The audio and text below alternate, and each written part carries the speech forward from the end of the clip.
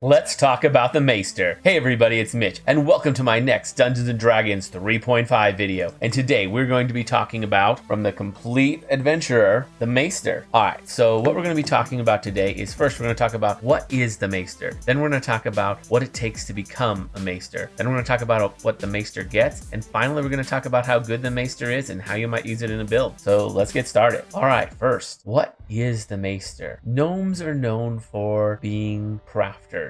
They're known for their ability to make magic items, and Maesters are gnomes that take that to a whole new level. They're gnomes that really specialize in making magic items. That's really what they are. There's not a whole lot more to talk about them with that. So let's talk about what it takes to get in. First off, you have to be a gnome. Like I said, it's a gnome class. Next, it requires skills. First, you need craft, any, doesn't matter which one, and you need 8 ranks in that, which is kind of a lot. And you're also going to need 4 ranks in use magic device, which makes sense, and it's a fairly useful skill. Actually, it's a really useful skill. You also need any 2 magic item creation feats, which makes sense since that's what they specialize in. And they need arcane caster level of 5th. That's not bad at all. So that's what it takes to get in. Let's talk about what they get. All right, first off, D4 hit dice, not great. They get a bad base attack bonus, bad fortitude and reflex saves, not great. Good will save though, so that's all right. They get 4+ int in skills, and their skill list is all right. They get everything that they're going to need for this class, but they don't get a whole lot else. It's mostly just crafting skills and skills to make them competent as a caster. So that's mostly it. Now they're also going to be able to get casting at every level other than first. So that's not bad. It's 5 levels and they get 4/5.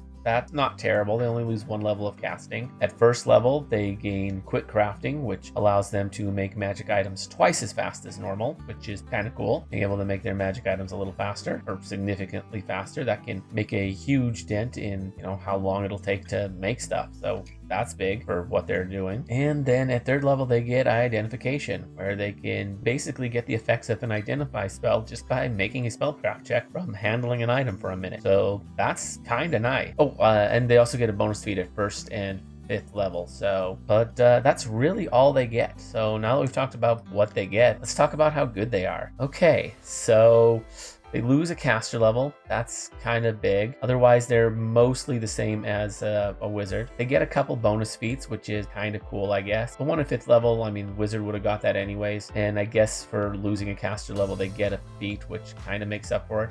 And they also get the ability to craft faster. The identification's kind of nice as well. It's not terrible. I mean, it's mostly a casting class and it only loses 1 level, so it's not that bad. But at the same time, it's a lot. It's a big ask, and what you're gaining isn't something that a player is going to want most of the time. Being able to make magic items, most of the time, that's not what players are looking for. Maybe that's your campaign. Maybe the campaign wasn't for this, but your players went rogue and all decided to, you know what, let's start a business. I've seen it happen before. If that's what happens, okay, this would be a great prestige class to take. But aside from that, not really. This would be more for an NPC making crafting stuff. Another thing to note, warlocks are able to get in, and warlocks make great craftsmen, so a warlock gnome could work really well. And you also have to be a gnome, so that's another thing. Gnome's a great race, but it's a little limiting. There's a lot of races that just can't take this prestige class. So yeah, that's really what I have to say about it. Let me know what you guys think down in the comments below. I always love hearing from you. If you enjoyed the video, consider giving it a like. Maybe subscribe to the channel for more D&D 3.5 content. And down in the description below, there is a link to my Discord as well as to my Twitch. So get your rolls on there. And yeah, anyways, as always, I'm Mitch.